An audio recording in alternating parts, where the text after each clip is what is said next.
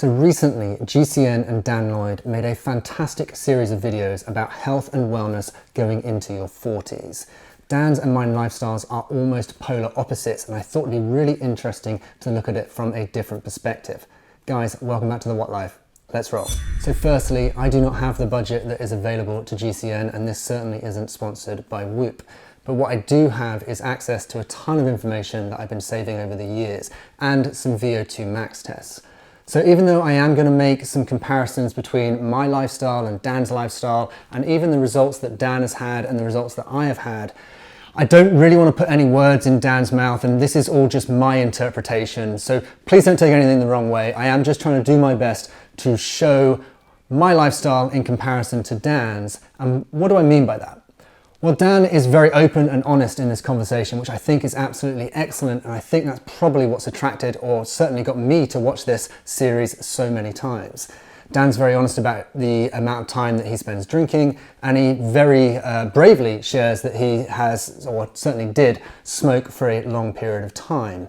A lot of the information in the conversations we're going to have are a little bit anecdotal today, so I will be talking through my experiences. It doesn't necessarily mean it's going to be relevant to everyone, but I do just want to start a conversation about health and wellness coming into your 40s. We are going to look at things like VO2 max. We are going to have some anecdotal looks at testosterone, because as you come into your 40s, these are the things that I think are really, really, really important.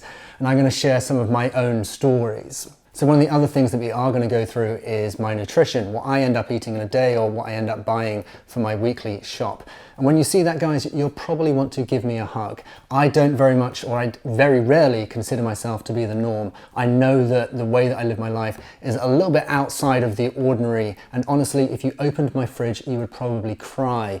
But that's the way I live my life, and I'm just going to share that with you a little bit later, certainly when we start talking about nutrition, because I do have a good understanding. I'm a qualified nutritionist, and the way that I eat and the way that I structure my diet is not necessarily with a purpose to stay lean or to stay kind of fit, but I just try and eat as well as possible, which has got me to the point where I am today. So where am I? Well, I'm 42 years old, soon to be 43, and I thought the interesting thing about this whole thing was that this is about the same age as Dan. So Dan shares some good information with us through the series. One of which I thought was interesting was that he used to have a VO2 max within the 70s. I can tell you right now that I have never, ever had a VO2 max anywhere near that. I actually, in my late 20s, went and did a VO2 max test to try and make it onto a cycling program. They wanted to do a series of testing. You had to get a 62 VO2 max. At the time, all I did was running, went to do a VO2 bike test. I came up with a 61. That was the highest I've ever managed to get within a testing environment, or certainly in a lab environment. But I wasn't doing any cycling, and that test happened to be on a bike. I'm not sure whether that would make a huge amount of difference to the result, but ultimately at the time, I guess that's my highest ever VO2 max result. Dan obviously used to be a professional cyclist. We know this because of the haircut he used to have in the 90s, plus occasionally mentions it whilst they're on GCN. And I've never actually had any background in elite level endurance sport. So let me give you my background and let me tell you a little bit more about me, so that we can then have a look at some of the differences that myself and Dan have had over, let's say, the last 20 years.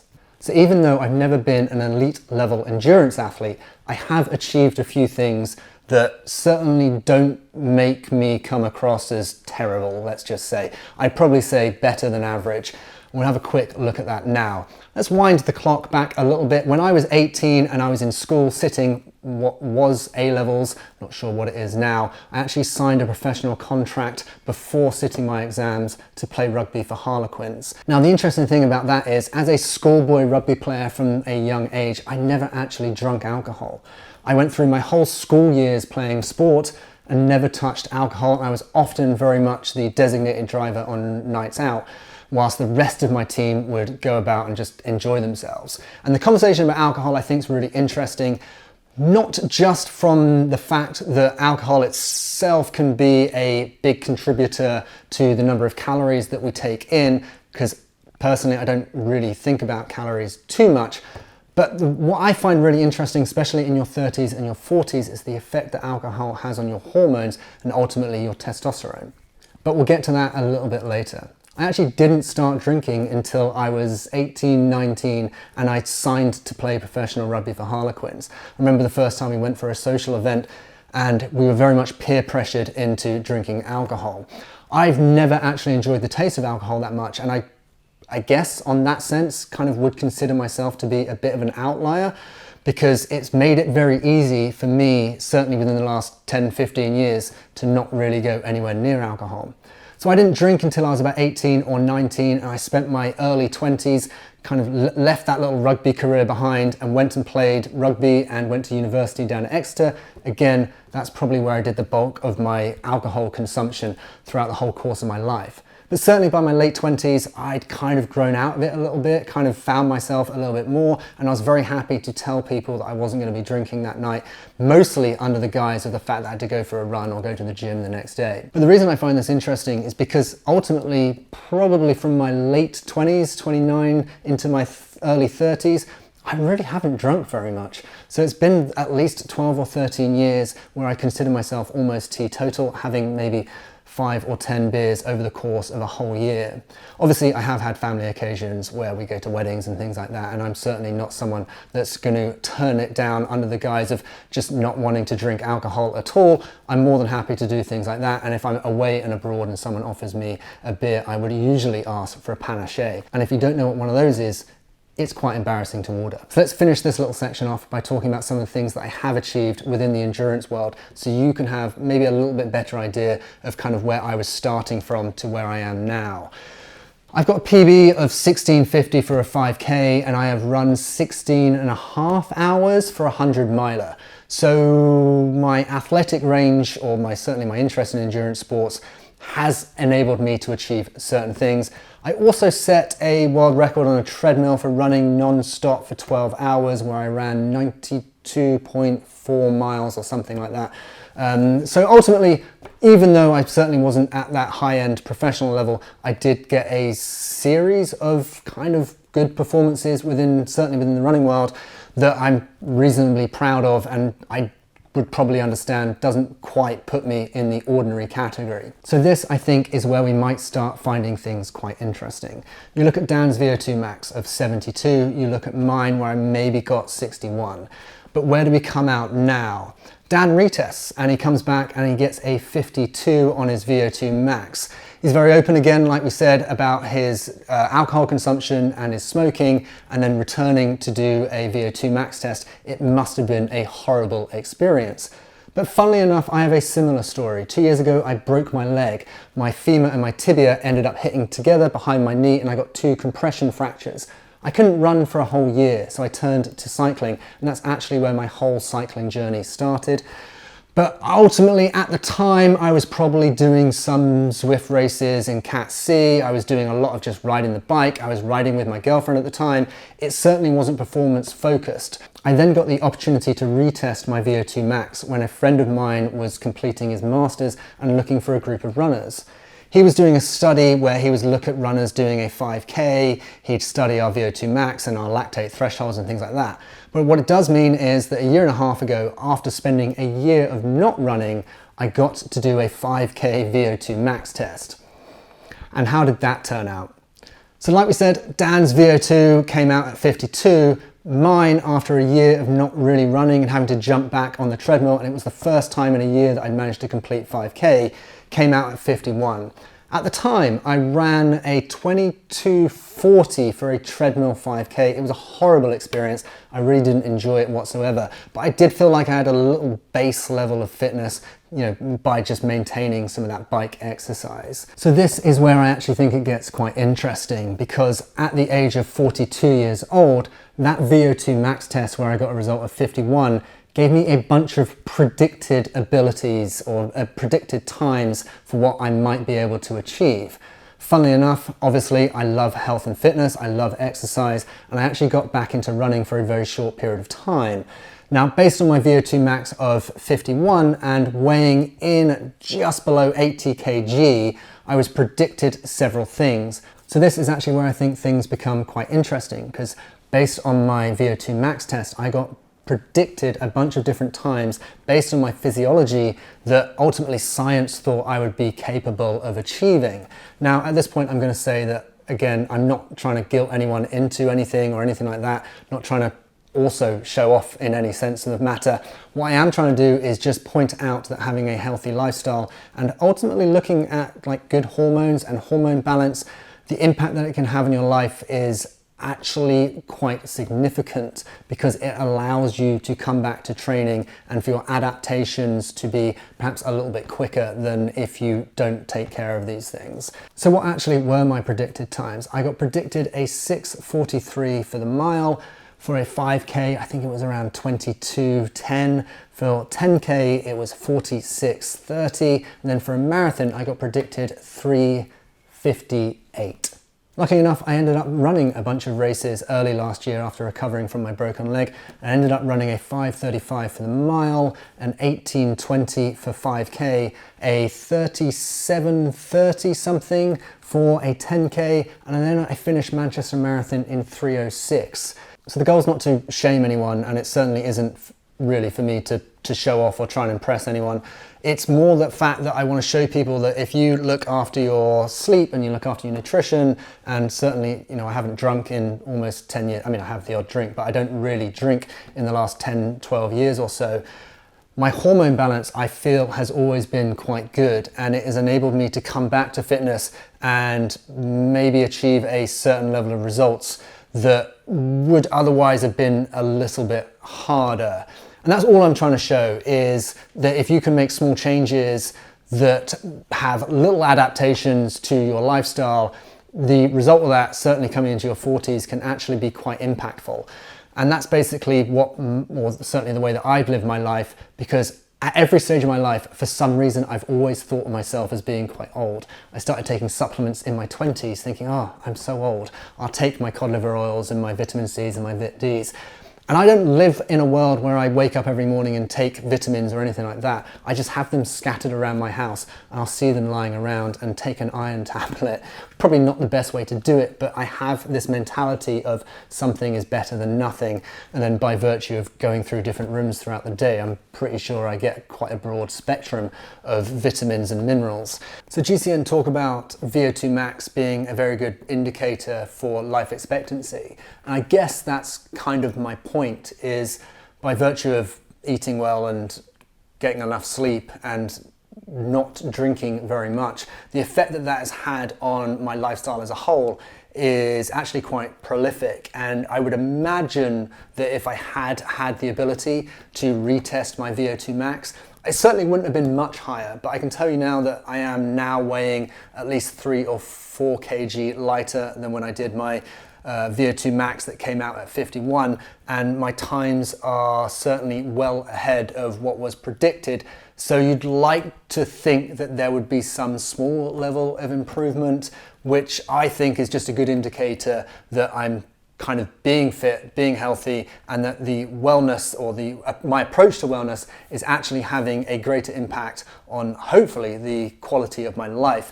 But I just want to show that in actual fact, Dan and I, as someone who, he talks about drinking and he talks about smoking, we got to the same point where we were both sitting almost exactly at around 51 or 52 as a VO2 max for males in their 40s. I thought that was quite interesting, especially seeing as Dan's original VO2 max, or his highest VO2 max, was in the low 70s, and I got absolutely nowhere near that. Somehow, by virtue of maintaining a bit more of a healthy lifestyle, we've almost kind of managed to like meet a little bit, and I would probably say that maintaining a healthy lifestyle and looking after my hormones might have played a bit of an impact in that. And again, just to emphasize, you know, I'm not trying to put words in Dan's mouth or anything like that. I'm just kind of going on the information that they have shared. The GCN episode was sponsored by Whoop, so they actually gave us a bunch of really good data, some of which was HRV and resting heart rate and things like that. And I thought this would be a nice little opportunity for me to share some of my resting data, because I do actually measure these things. I don't put too much, or I certainly don't invest too much into this type of data. I just like to record it because we live in a digital age and it's quite easy for us to do it. So how does it kind of come out, and how does my lifestyle compared to Dan's, especially now that he's started training again and he's been walking and doing an odd bit of cycling? One of the things he does talk about is HRV, and I think that's really interesting because HRV is a really good measure of fitness, basically, your heart rate variability. I think Dan's ends up coming out around mid-40s, maybe low 50s. Well, mine actually always seems to be a little bit higher than that. So once I started training again, my HRV ended up being, for about 6 months, on average 93. And I think they kind of say that for someone that's super fit and healthy in their 20s and 30s, an HRV of around 100 is considered, I guess, really, really good. One of the other things that Dan ends up talking about is his resting heart rate. And the thing that I found really interesting was when he started talking about his resting heart rate relative to when he was drinking. And this is probably one of my favorite topics to talk about, which is ultimately stress and your cortisol levels and your hormone cycle, because drinking can have a really big impact on that. And I can't wait to talk about testosterone, not just because of the obvious reasons that it has a really big impact on being able to train and recovery, but there are other sides of it. But Dan stopping drinking and his heart rate, or his resting heart rate, coming down, I thought was brilliant. And I love to see that actually happen, because as someone who hasn't really drunk, Dan's and I's heart rate almost end up being quite similar, or resting heart rate almost ends up being quite similar once he gets in that period of not drinking. And I would probably say that at this point, I'm doing a lot more training than what Dan is. I'm trying to do loads of crit racing, I'm doing Zwift racing. You know, I ran the London Marathon 2 weeks ago. I really have, and I've started running a cycling YouTube. So I'm out on my bike and I'm averaging over 200 miles a week at the moment. So that's what I thought was really interesting, is Dan's committed to this healthier lifestyle where he's going out for a walk and he's going out for some gravel rides and gentle cycling, and he's started going to the gym.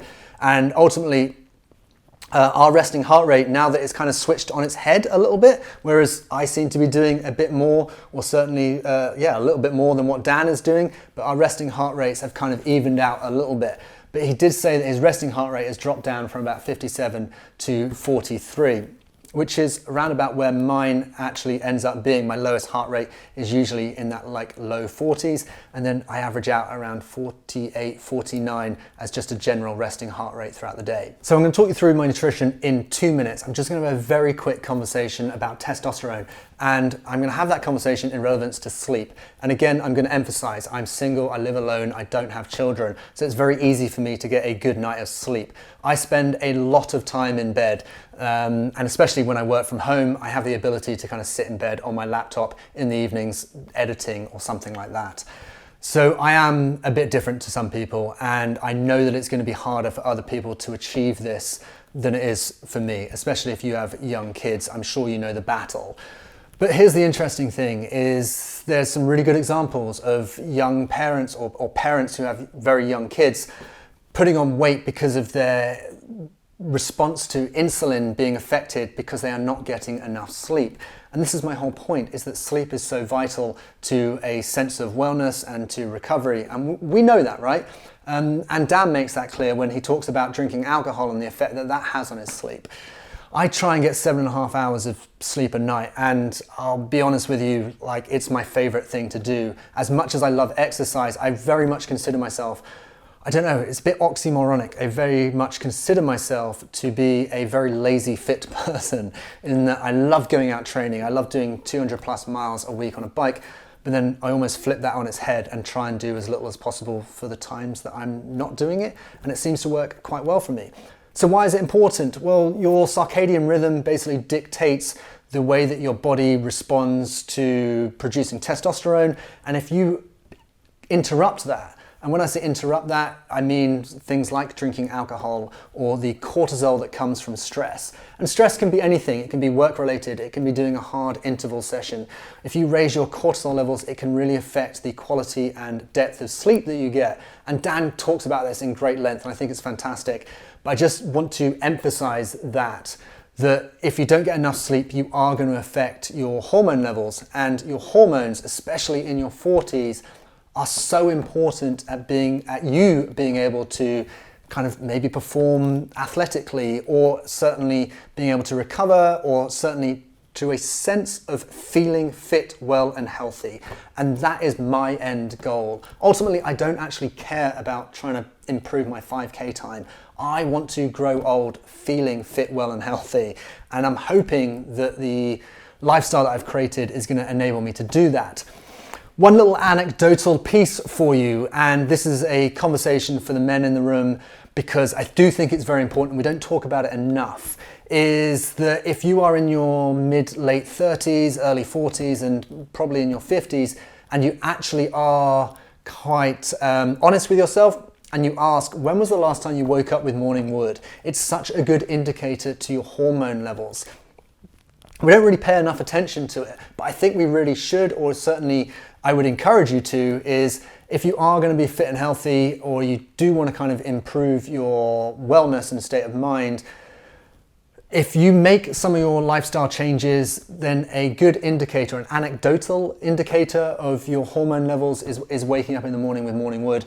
And it's something that I probably think guys don't talk about enough, because I do think it's important, and it is a very good indicator of your general well-being in terms of your hormone production.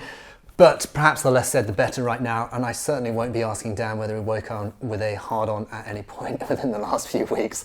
So rest easy, Dan. One of the things I promised myself was that I wouldn't actually end up taking my top off for this whole video. And rest easy, because I'm going to stick to that. But I am going to talk you through the nutrition, or certainly my approach to eating throughout a day, and also what I end up buying when I do go to the supermarket.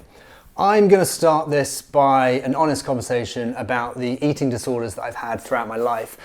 It's always been a bit of a funny space, food, for me, because I have a weird approach to it, shall we say. And I mentioned this earlier, anyone that might look into my fridge would probably look at me and consider me a bit of a psychopath. As much as I do love food, and don't get me wrong, I eat takeaways almost once a week. I go to fast food restaurants, not too often, but my approach to nutrition when I'm at home is going to be a bit weird. So I'm not trying to impress this upon anyone, but I do get asked quite a lot about kind of what I end up eating, and I'm more than happy to share that. So firstly, I always wake up and have a cup of coffee, and I'm also going to start this whole conversation by saying that I don't do this for any particular goal. I'm not trying to improve my athletic performance. I don't eat in a certain way to do that. I just like being fit and healthy, and I like eating well. And that's certainly reflected in the things that I end up buying. First thing in the morning, I have a cup of coffee, and I have sugar in my coffee. A lot of people talk about having their breakfast, and they'll talk you through this kind of oatmeal series of things with chopped this, chopped that. And I think that's fine. But like many things within my world, I struggle to comprehend things that are too complex or too intricate. So when I talk you through my nutrition, you're gonna have to excuse just how simple it is. I almost eat like a child, in essence. You'd probably say a rather poorly looked after child as well. But here we go. I'm bearing my soul to you. And like I said, I have had certain eating disorders in the past where I would not necessarily, well, yeah, I'd restrict things and then probably gorge too much on certain other things. And at the moment, where I am with my nutrition is that I'm very conscious about what I end up buying. I don't bring things into my house because I know that if I buy any form of chocolate that ends up in my house, it will not stay there. I will eat it. So my general approach to nutrition is that if it's in my house, I can eat as much of it as I want. And you'll probably see that reflected in what I'm about to show you, is that I will eat as much as I want of anything that I buy or create or cook. I don't have any restriction over that. I just make sure that when I buy things that it's of a certain kind of health, and it's quite good for me, I suppose. So I have coffee in the morning, but then every day, and this is one thing that I kind of got into the habit of a while ago and I haven't really managed to get out of. I don't really want to, because I actually consider it quite a good thing. And that's quite simple, is that I eat quite a lot of yogurt. And I don't know about you guys, is a lot of health and fitness influencers will show you like a nice pot with berries and whatnot, all covered in chia seeds and things. I just eat a pot of yogurt. Like, I will wake up and peel the lid off, lick it, and then eat whatever this is, 450 grams of yogurt. And there's most days I'll have 2 of these. I'll have one in the morning or whenever I'm feeding. These are quite sweet. The reason I like them is because they do have a sugar content in them, but they also have quite a good source of protein. And protein, as we mentioned, or as Dan mentions in his series, is very important when it comes to creating muscle and recovery. And I train a lot. So if I'm training a lot, I don't consider anything like this to be a negative thing. If I'm training hard, I will smash a yogurt and go and do a crit race, but I'll eat the whole thing. And my fridge is full of these. If Yeo Valley want to sponsor me, that would be an absolutely fantastic thing. The other thing that I like to do, which I use as a bit of a kind of weird way to make a quick snack, is, give me a second. I end up having certain foundations for my diet that I kind of keep returning to, and part of that is my ADHD brain, where having something that's familiar to me is like very comforting. So I eat a lot of bread, toast kind of more specifically. I put things on toast the whole time, but more often than not, what I will do is grab an avocado or grab several avocados. My cost of avocados throughout the year must be extortionate. But I will get 4 or 5 avocados, chop them up, put them in a bowl, cut up a red onion, put that in a bowl, some salt and some pepper, and then that along with some bread basically makes the form of like a breakfast snack or a brunch snack or a late afternoon snack that I will have the whole time. And sometimes I can jazz it up, you know, I'll put some halloumi on it or put some source of protein or a poached egg or something like that. It's not exotic, it's not too exciting, but it does taste nice. And I thoroughly recommend having some balsamic glaze with it as well. So like I said, I don't restrict anything. I have a big bowl of avocado and onion, chopped onion in my fridge. And at any point I can just knock myself out some toast, and that will usually kind of satiate my hunger for certain things. But what do I do when it comes to kind of more main meals? Okay, again, please don't shout at me because I live a very kind of weird lifestyle. I will eat as much pasta, rice and noodles as I want. I run a cycling YouTube, I cycle quite a lot. I've always been into health, fitness and wellness. I always have run quite a lot. Now I do mostly cycling. I never kind of restrict myself when it comes to eating, and because I live on my own, I will very much make massive amounts of portions and then just dish that out into a bowl and put that in the fridge, and I'll return to that at any point. So I eat a lot of pasta and I make loads of different things. It's usually like a bolognese or a carbonara or some sort of chili, and I'll have that with beans and vegetables. And it's basically the same like 12 ingredients just rehashed into something different. Noodles and some sort of sauce, or sticky rice and some sort of sauce and some vegetables. And I'll just make massive vats of it, or big bowls of it certainly, and whack that in the fridge. And you can kind of see that the way I live my life isn't necessarily accessible for everyone, but it's the one thing that I do like to do, is that I don't want to restrict food in my house. I just want to make sure that I have good food in my house. And kind of subconsciously, I always try and make sure that I have like a reasonable source of protein, whether it's beans or certainly mincemeat. And then I just go to town on it and eat as much of it as I want, because often, like, I tend to find that if I wait until I'm hungry to make food, I then start making bad choices. And if I'm out of the house and I'm out around in London, I will go and grab a sandwich and things like that. But I don't mind that. I don't restrict really anything in my diet other than chocolate. And that's my little secret and it's certainly part of the disorder that I have with eating, is I will buy chocolate when I go to the supermarket. I just always tend to eat it all before I get back to the car, so I don't actually end up bringing any home. So yeah, that's like the little world that I live in. So the only other thing really that I pay quite a lot of attention to is certainly days when I'm training, I try and make sure that I'll take some form of like protein powder, because I'll be honest with you, I don't always like buy a mincemeat. I don't eat a huge amount of meat when I'm at home, although anytime I go out to a restaurant, I will always order something that's kind of meat-based. But I always try and have maybe a protein shake after I get back from a ride, or whether I do like a crit race or a Zwift race, something like that. Always try and make sure that I fill my body with nutrients. So that's kind of where the yogurt comes in. I'll do something hard and I make sure that I have something that has lots of carbohydrate in the form of quick carbohydrate, which is usually a high sugar content, and protein, which is why yogurts are perfect. And I eat tons of them. I honest to God, spend so much money on yogurts and avocado.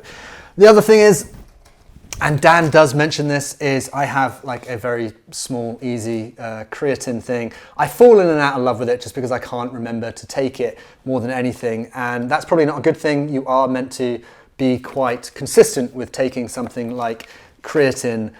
But yeah, like I live my life by the rule of thumb of making things like easily available to me. And then if I take it frequently, it doesn't have to be 100% all the time. And that's better than not taking it at all. I take that approach with my vitamins. I take that approach with my nutrition. Is I just try and eat well as often as I kind of can, or I create a lifestyle that allows me to eat well often.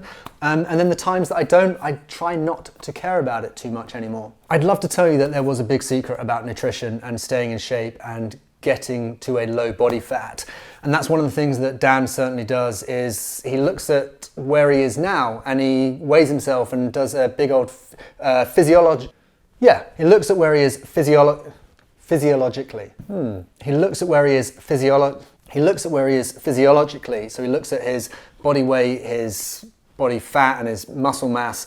And that's something that I personally don't feel like I have to put too much emphasis on.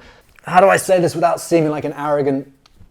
Yeah, I don't really care about it because I'm happy with the way that I look, and I have quite good, like, visible cues as to, you know, the state of my wellness, certainly in terms of my physiology. Okay, so what's been the point of this whole damn thing? And that's quite a good question. I just thought it'd be interesting to take a look at someone that's been open and honest about drinking quite frequently and used to be a bit of a smoker, and looking at someone who doesn't drink at all and certainly hasn't for a while and has simply never smoked. We ended up coming out around somewhere similar when we both had a period where we weren't necessarily doing a huge amount, or it seems anyway. And I just want to emphasize that eating well and sleeping well does provide you with, I guess, more potential. I think is probably the way to look at it.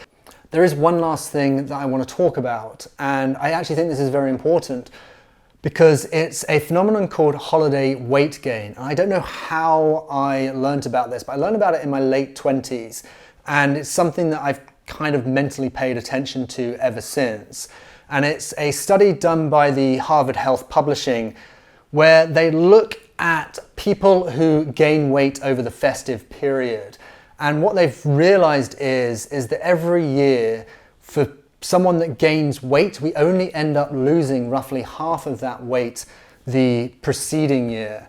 And ultimately, this is what leads most people to weight gain. And it is, or has become, a large part of the obesity epidemic. And this is something that I just kind of want to make people aware of, which is every year we get the opportunity to relax a little bit around the holiday period. And ultimately, if you put on 5 pounds, you might only lose 2.5 of those the next year. And when you get to my age, or certainly our age, if you're watching this in your 40s, you might suddenly realize how that has happened to you and how you might be in a state where you are now. And it becomes so much harder to lose weight. And for whatever reason, I became aware of this, and it was something that ultimately every year I would be a bit more determined about not letting myself gain a little bit of extra weight. Whether you think that's healthy or unhealthy, I let you guys decide. But I do feel like maintaining that level, or just having that consciousness towards it, has certainly helped me be in my early 40s and kind of be in a sense of feeling fit and healthy. And that's what I love. I love waking up in the morning and feeling good about myself. And we have the opportunity to be conscious about these things. So there's nothing wrong, obviously, with going out and enjoying yourself. But if you understand it and you are more aware of it, you might be more conscious at making little changes and little adaptations that will show you how, or certainly enable you to kind of, if you are looking to lose a bit of weight, get yourself into that position. Guys, all my Strava details are down below. I share quite a lot on social. I feel like I've tried to do as best I can as explaining things, and I get asked questions reasonably frequently, and I'm always happy to chat about these things. I certainly wouldn't necessarily impress my lifestyle upon anyone. In actual fact, I think some people might consider it a massive form of torture. I'm just very lucky in the sense that I've never enjoyed drinking alcohol, really. And I'm also a massive introvert, so I spend a lot of time on my own. So I don't get peer pressured into certain environments. I don't have young kids. So ultimately, the world that I live in is a little bit more geared towards living the way that I live, but I understand that that's not going to be possible for everyone. But implementing small changes, you know, being aware of certain things, I think can help people to have a more well-rounded approach to wellness. And weirdly, somehow Gen Z have managed to figure it out. You know, Gen Z, they are drinking less, they are looking after themselves more. And I do feel like that's going to pay dividends for them. But I also feel like small changes along the way are going to be able to get you big results, rather than trying to just, you know, get really fit over a couple of weeks or lose weight over a couple of weeks because you are going on holiday. Like I said, guys, my kind of DMs are always open. I'd love to hear your thoughts. I'd love to answer any questions you guys might have. I'd love to do a follow-up. I just don't really necessarily know how to direct this style of content because it's not actually that easy to make, but I am trying to do my best. I'd love to hear more from you guys. You know, please do like and subscribe to the channel. All my details are down below, and I'll see you guys on another one soon.